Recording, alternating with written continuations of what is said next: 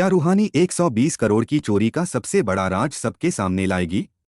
क्या तेजस्वी ने सचमुच नागेश्वर चौधरी का साथ दिया है या फिर उनकी पूरी जायदाद हथियाने के लिए यह खतरनाक खेल खेला है? और क्या गुरु इस नई साजिश का डटकर सामना कर पाएगा? जी हां दोस्तों, सीरियल इश्क जुनूनी के आने वाले एपिसोड में कहानी ऐसा जबरदस्त मोड़ लेने वाली है जिसे देखकर हर कोई हैरान रह जाएगा। दरअसल गौतम सिंह और तेजस्वी की चाल के बाद बैंक अधिकारी पुलिस के साथ बड़ी कोठी पहुंच जाते हैं। पूरे परिवार पर 120 करोड़ रुपए की भारी गड़बड़ी और चोरी का आरोप लगता है।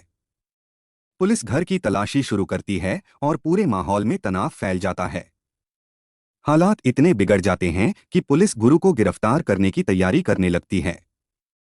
तभी कहानी में आता है सबसे बड़ा ट्विस्ट। ऐसे मुश्किल समय में तेजस्वी सबके सामने खुद को परिवार की मसीहा साबित करने की कोशिश करती है। वह बैंक का पूरा बकाया चुकाने की बात कहती है, लेकिन बदले में नागेश्वर चौधरी की पूरी संपत्ति अपने नाम करवा लेती है। परिवार के कुछ लोगों को लगता है कि तेजस्वी ने सबको बड़ी मुसीबत से बचा लिया, जबकि बाकी लोगों के मन में यह सवाल उठने लगता है कि आखिर उसकी असली मंशा क्या है। क्या वह मदद कर रही है या पहले से रची गई किसी बड़ी साजिश को अंजाम दे रही है? इसी बीच रूहानी वहां पहुंचती है। घर के बाहर पुलिस की गाड़ियां और अफरातफरी देखकर वह घबरा जाती है। वह दौड़कर गुरु के पास जाती है और उसे गले लगाकर पूछती है, गुरु तुम ठीक तो हो? तुम्हें कुछ हुआ तो नहीं? गुरु शांत स्वर में जवाब देता है, तुम अपनी जिम्मेदारी निभा रही थी और मैं अपनी जिम्मेदारी निभाने यहाँ आया हूँ। गुरु की यह बात सुनकर रूहानी भावुक हो जाती है। लेकिन ड्रामा यहीं खत्म नहीं होता। तेजस्वी रूहानी के हाथ में मौजूद करोड़ों का हार उठाकर ताना मारते हुए कहती है, वाह भैया, आपकी पसंद तो कमाल की है।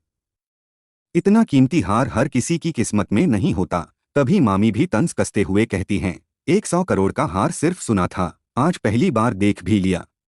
गौतम सिंह मुस्कुराकर कहता है कि यह हार रूहानी को ही दे दिया जाए। लेकिन अगले ही पल गुरु ऐसा जवाब देता है कि वहां मौजूद सभी लोग चुप रह जाते हैं।